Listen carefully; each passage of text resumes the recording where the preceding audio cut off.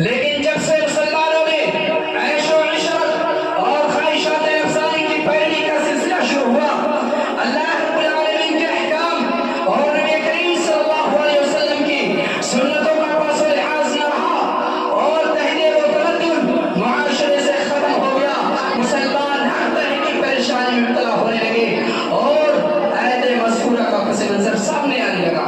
چنانچہ میرے بھائیوں، علی رضی اللہ تعالیٰ عنہ سے مروی ہے کہ نبی کریم صلی اللہ علیہ وسلم نے ارشاد فرمایا، عن علی بن ابی طالب رضی اللہ تعالیٰ عنہ قال قال رسول اللہ صلی اللہ علیہ وسلم یوشک ان یأتی علی الناس زمان لا يبقى من الاسلام الا اسمه ولا يبقى من القرآن الا رسمه مساجدهم عامرة وهي خراب من الهدى۔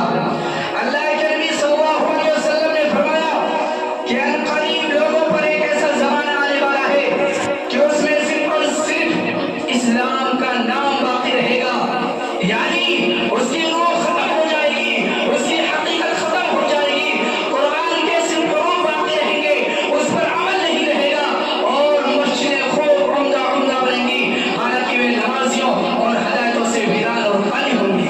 میرے معزز سامعین کرام، اللہ کے نبی صلی اللہ علیہ وسلم، اللہ کے پیارے حبیب صلی اللہ علیہ وسلم اس حدیث پاک کے اندر امت کے سامنے تین قسم کی پیشین گوئیاں فرمائی ہے، جن میں سے پہلی پیشین گوئی یہ ہے کہ لا یبقى من الاسلام الا اسمه، کہ اس میں اسلام کا صرف اور صرف نام باقی رہے گا، یعنی اس کی روح ختم ہو جائے گی۔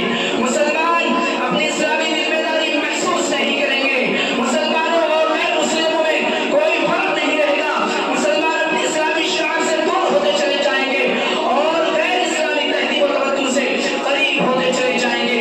غلطی مسلمانوں کو اپنی اسلامی شعار، اسلامی رہن سہن، اسلامی تہذیب و تمدن اور اسلامی ذمہ داری کا کوئی احساس باقی نہیں رہے گا، وہ غیروں کے طریقے کو اپناتے ہوئے چلے جائیں گے اور ہر برائی کو اپنے گلے سے لگا کر اس پر عمل پیرا ہوتے چلے جائیں گے۔ پھر بھائیوں، افسوس ایسی ابتدا پر، افسوس ایسی ابتدا پر، افسوس سر افسوس، کیا اسلام نے ہم کو یہی سبق پڑھایا ہے؟ کیا نبی کریم صلی اللہ علیہ وسلم کی ذات اقدس نے ہمیں اسی کی تعلیم دی ہے؟ کیا صحابہ کرام نے ہمیں اسی کا سبق پڑھایا ہے؟ کیا علم اربا نے ہمیں اسی کا درس دیا ہے؟ کیا محققین و مفکرین نے ہمیں اسی کی جانب چلنے کو کہا ہے؟ نہیں نہیں نہیں میرے بھائیوں، اور ہرگز نہیں۔ سب نے ایک اللہ رب العالمین کی عبادت کرنے کی دعوت دی ہے، سب نے ایک اللہ رب العالمین کی عبادت کرنے کی دعوت دی ہے، سب نے مسجد حقیقی کی بارگاہ میں سجدہ ریز ہونے کا حکم دیا ہے، اور سب نے قرآن کے احکام بجا لانے کی ترغیب دی ہے، اور سب نے اسلامی رہن سہن کی ترغیب دی ہے۔ لیکن آج ہمارا معاشرہ، آج ہم مسلمانان عالم غیروں کے طریقے کو اپناتے ہوئے چلے جا رہے ہیں اور ہر برائی کو اپنے گلے سے لگا رہے ہیں اور اس پر عمل پیرا ہوتے ہوئے چلے جا رہے ہیں۔ آج مسلمانوں نے اپنے آپ کو صرف اور صرف ایک قوم سمجھ رکھا ہے، مسلمان اپنے آپ کو ایک قوم سمجھ رکھا ہے، جیسا کہ یہودیوں نے سمجھا کہ ہماری ایک قوم ہے جس کا نام یہودیت ہے، نصرانیوں نے سمجھا کہ ہماری ایک قوم ہے جس کا نام نصرانیت ہے، سکھوں نے سمجھا کہ ہماری ایک قوم ہے جس کا نام سکھ ہے، برہمنوں نے سمجھا کہ ہماری ایک قوم ہے جس کا نام برہمن ہے، ڈھاکروں نے سمجھا کہ ہماری ایک قوم ہے جس کا نام ڈھاکر ہے، اور اسی طریقے سے میرے بھائیوں، مسلمانوں نے بھی اپنے آپ کو صرف ایک قوم سمجھ رہا ہے جس کا نام مسلمان ہے، جس کا نام مسلمان ہے۔ میرے محترم بزرگ اور دوستو، مسلمانوں نے تصور کر لیا ہے، مسلمانوں نے یہ تصور کر لیا ہے کہ ہم مسلمان ہیں، لیکن مسلمان ہونے پر کیا ذمہ داری عائد ہوتی ہے، شریعت مطہرہ ہم پر کیا کیا پابندی عائد کرتی ہے، اس کی ذرا بھی خبر نہیں۔ اگر کوئی دین و اسلام کی بات پیش کرتا ہے، اگر کوئی دین اسلام کی بات پیش کرتا ہے تو اسے حقارت بھری نظروں سے دیکھا جاتا ہے۔ اسی کو جناب اکرم محمد صلی اللہ علیہ وسلم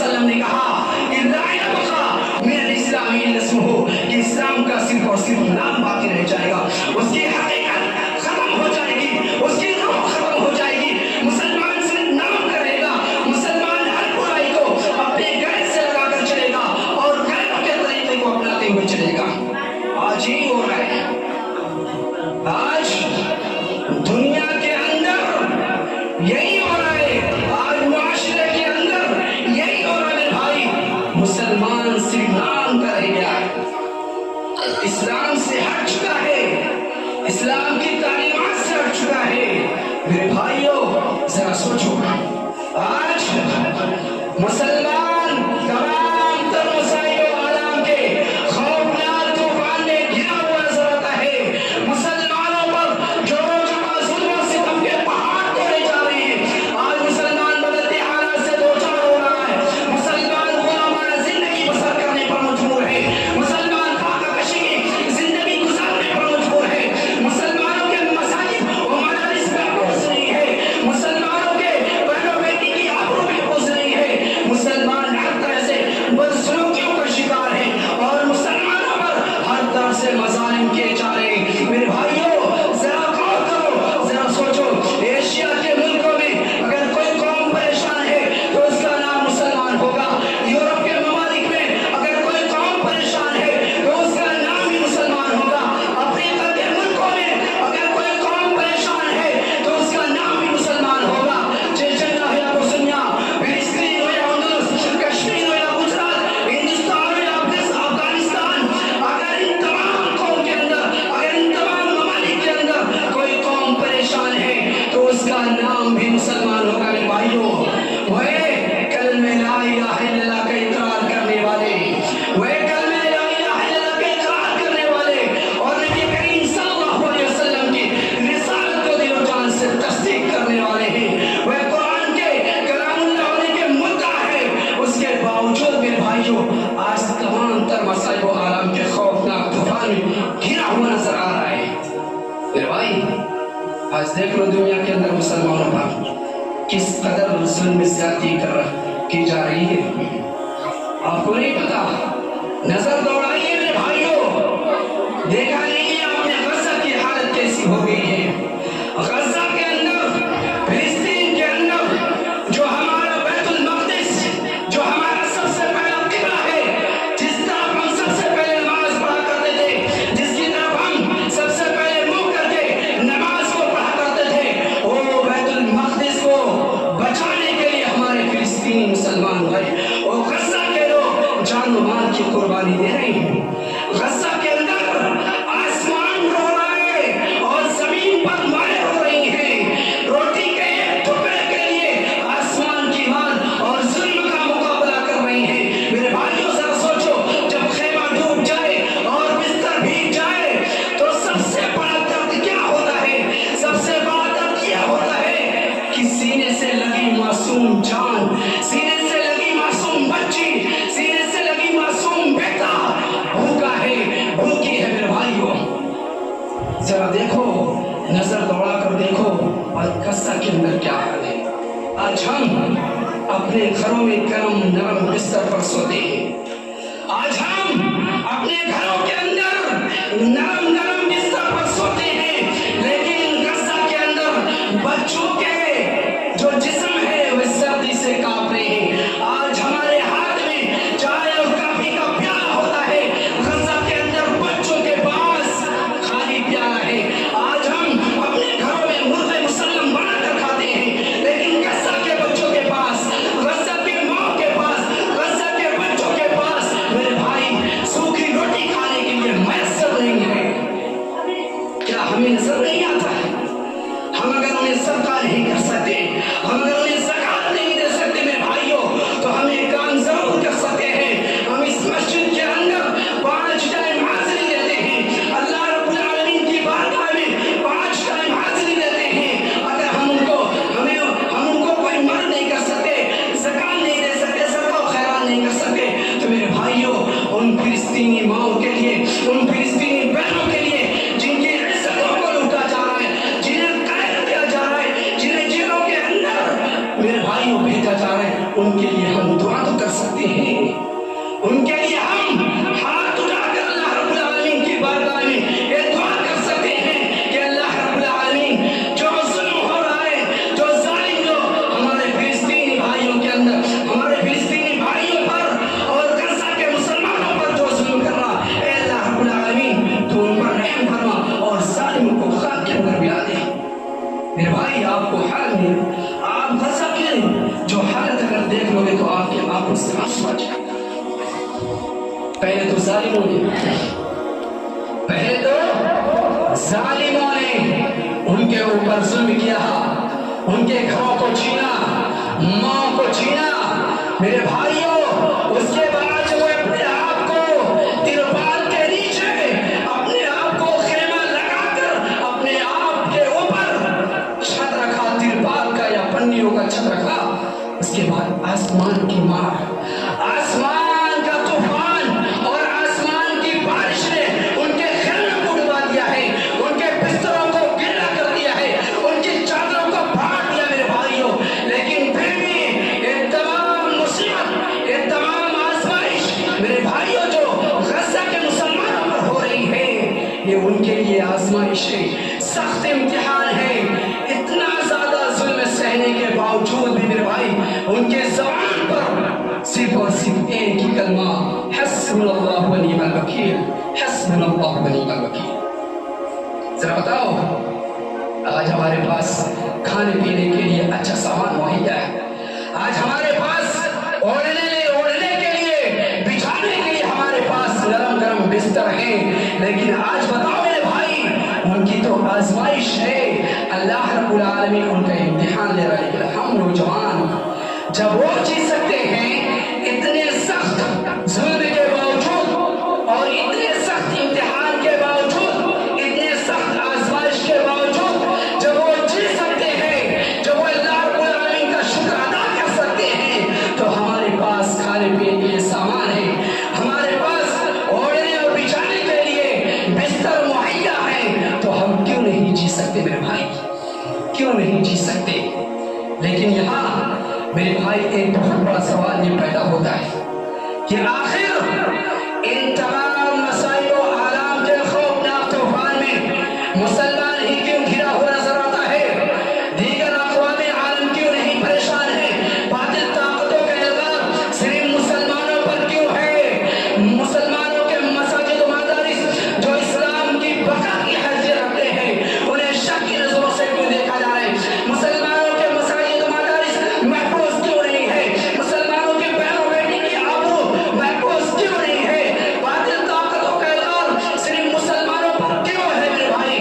اے ایمانی دولت کی حفاظت کرنے والوں، اے ایمانی دولت کی حفاظت کرنے والوں اور توحید کے نام پر اپنی جان کی قربانی دینے والوں، کان کھول کر سن لو۔ اگر کوئی اس کا جواب ہو سکتا ہے تو یہی ہو سکتا ہے کہ آج واقعتاً ہم مسلمان نہ رہے، آج واقعتاً ہم مسلمان نہ رہے، قوانین اسلام سے منہ موڑ کر، اسلام کے اصول و ضوابط کو توڑ کر اپنے آپ کو مسلمان ہونے کا جھوٹا دعویٰ پیش کرتے ہیں۔ کیوں؟ اس لیے کہ نماز ہم نہیں پڑھتے، زکوٰۃ ہم نہیں دیتے، قارون کی طرح مال اکٹھا ہم کرتے ہیں، سود بازی، قمار بازی، شراب نوشی کرتے ہیں، سود لینے دینا ہماری زندگی کا ایک محبوب کاروبار بن گیا ہے، اور اسلامی رہن سہن کو چھوڑ کر مغربیت کا جال اپنے اوپر ہم نے ڈالا ہے، جس کے نتیجے میں آج پورے عالم کے اندر، پوری دنیا کے اندر میرے بھائیوں مسلمان پریشان حال ہے۔ بدحالی سبوحالی ہماری قسمت بن گئی ہے، تباہی اور بربادی ہمارا مقدر بن گئی ہے میرے بھائیوں۔ حالانکہ ایک وقت تھا کہ ہمیں دنیا کی ہر چیز سونپی گئی تھی، دنیا کی ہر چیز ہمیں سونپی گئی تھی، دنیا کی ہر چیز ہمارے تابع تھی، ہم جس طرف بھی قدم بڑھاتے تھے پھیلتے چلے جاتے تھے، دنیا کے اندر کوئی طاقت و قوت ہمارے راہ میں، ہمارے راستے میں حائل نہیں ہوتی تھی۔ لیکن میرے بھائیوں آج ہماری غفلت کا نتیجہ ہے، آج ہماری غفلت کا نتیجہ ہے میرے بھائی۔ میں آپ کو بتا دوں کہ ہم وہ قوم ہیں، ہم وہ قوم ہیں جسے اللہ رب العالمین نے دنیا پر حکومت کرنے کے لیے بھیجا تھا، لیکن آج ہماری غفلت کا نتیجہ یہ ہے کہ کل جو محکوم تھا آج وہ حاکم بنا ہوا ہے، اور کل جو حاکم تھا آج وہ محکوم بنا ہوا ہے۔ افسوس میرے بھائیوں، اسی کو اللہ رب العزت قرآن کریم کے اندر ارشاد فرماتے ہیں کہ ان اللہ لا یغیر ما بقوم حتی یغیروا ما بانفسهم وَإِذَا أَرَادَ اللَّهُ بِقَوْمٍ سُوءًا فَلَا رَدَّ وَمَا لَهُم مِّن دُونِهِ مِن وَالٍ. یقیناً اللہ رب العزت کسی قوم کی حالت اس وقت تک نہیں بدلتا جب تک کہ وہ قوم اپنے آپ کو خود نہ بدلے.